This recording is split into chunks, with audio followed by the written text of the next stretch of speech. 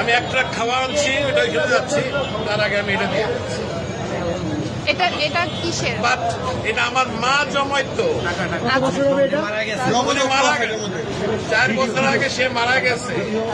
আমি জানি না এটার মধ্যে কি আছে, আছে অনেক কিছুই আছে, কি আছে আমি জানি, এটা আমি দিয়ে গেলাম।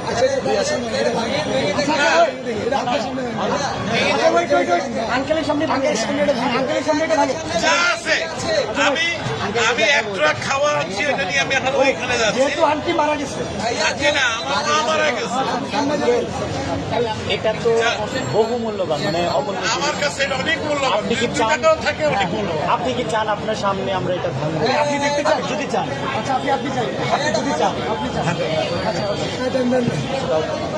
আচ্ছা ইয়ে আছে হাতুড়ি মাত্র ভালো। শুধু মাথা আস্তে আস্তে আস্তে আস্তে বাচ্চারা দেয় সাইকেলের পয়সা, আমি বুড়া মানুষ, আমার বয়স কিন্তু 65। আপনি চান তো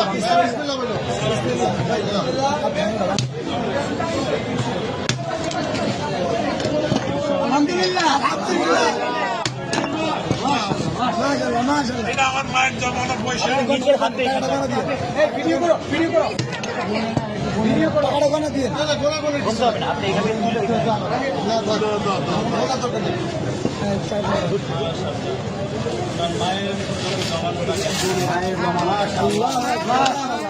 মারা গেছে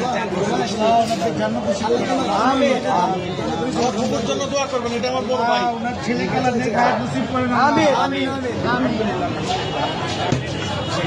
তোমরা এটাকে সদ্ব্যবহার করবে, এই আশায় আমি আছি।